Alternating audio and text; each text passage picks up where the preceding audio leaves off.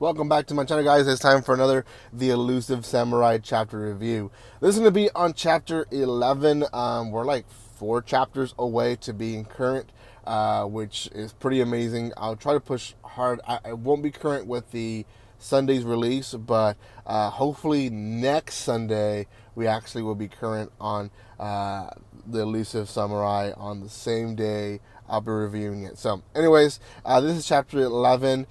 Before anything, guys, if you haven't done so by now, make sure you subscribe to my channel. I'm still traveling. I am actually getting ready to go to the beach. It is my anniversary, so I'm excited to do that. If you guys have not done so by now, go check out my other videos of the Elusive Samurai, but I also have other chapter reviews that I'm doing. Candy Flurry, as well as the Kingdom of Z, so other stuff that you guys can check out as well. If you want to further support the channel, you guys can always follow me on social media. TikTok, Twitter, Instagram are the ones that I use the most, so make sure you give some love on those as well. Before I start my review, I want to point out that maybe I knew this in the first chapter review, but I guess I forgot that the creator of this series is also the creator of Assassination Classroom, which it's one of my favorite series of all time. And I didn't realize it was the same guy up till just a few seconds ago. So like, it's pretty amazing. I do like Assassination Classroom. In fact, that's one of the mangas that I'm collecting almost to the end already. I'm like 5 volumes away, so and it's one that I've read, that I've seen, that I've cried, that, you know, it's a great series. So excited about that. Now that it makes more sense why I like this one as well. It has this kind of the same tones to it, and it's kind of nice to figure that out. But anyways, guys, we find ourselves with Yorishige the priest thinking that he has full control of his land, but at the beginning of the chapter, we see the crazy bow and arrow guy show up again, and he claims that this is his land and this is his authority.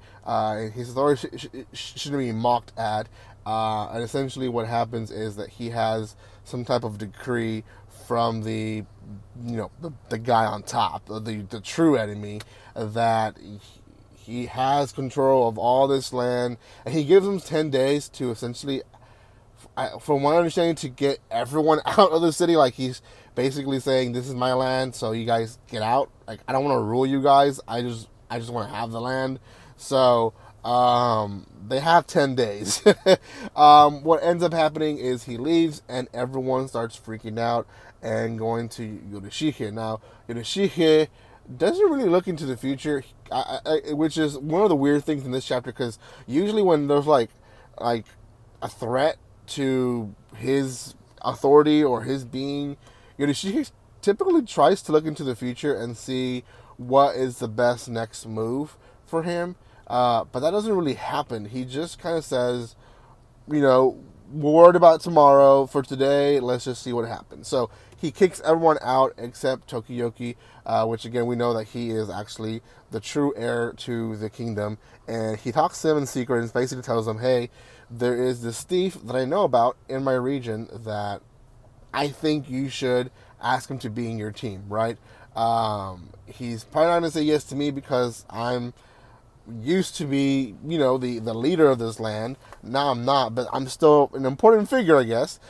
So he's like, you go meet him, talk to him, and see if he wants to be in your team. So they go to this little land that's kind of next door. Him and his I guess helpers or assistants or whatever you want to call them. And essentially, they start asking people for this thief, and the whole town clears out. Apparently, this thief has a bad reputation. It's very clear on that. And before they can even say anything, he shows up right in front of them and says, I heard that you're looking for me. Now, he apparently was 7 miles away, but he just showed up out of a sudden, which shows you that he is at least a little bit as tough as what Yorishige thinks he is. So he continues basically telling them that he is a thief. He has his own ways. He doesn't really care about people. He's not really loyal. What he's loyal to is the money.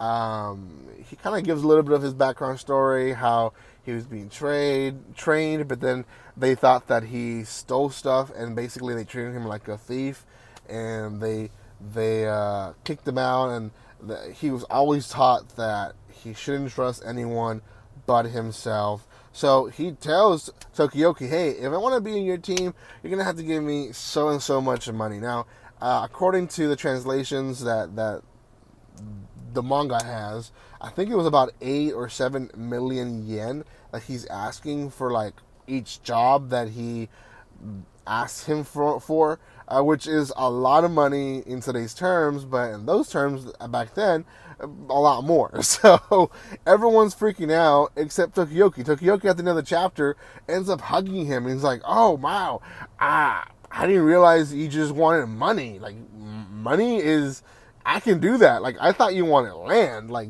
most people that are on my side want a piece of land for them to rule. So I'm so glad that you're just asking for money. Now, this is funny because obviously Tokiyoki has no notion of what money is compared to everyone else in this world, because he's a rich brat. He's been raised well off, and obviously he's never struggled a bit of an ounce in his life. So obviously this throws everyone off, but it's a good joke at the end of the day. That, in a nutshell, is the whole 11th chapter. They have a new member in their team, I guess. It wasn't really confirmed, but that was the deal he placed, and it looked like Tokiyoki agreed to it. So he is now in the team. They have someone who can be more sneaky. Now, the reason they want to get this guy is because they want to infiltrate the enemy's headquarters, at least this enemy, and steal that decree, destroy the decree, and that would give them some time, because it takes some time to get a new decree. So, in all that, we'll see the thief hopefully work and do his job in the next chapters. Thank you guys so much for watching this. If you haven't done so by now, make sure you subscribe to my channel. There is a giveaway happening. In fact, I haven't mentioned that one in my other videos. So go check out the giveaway. It is open for everyone and anyone who is a subscriber. So go give some love. Thank you again for your love and support. And guys, like always, don't be strangers. See you guys.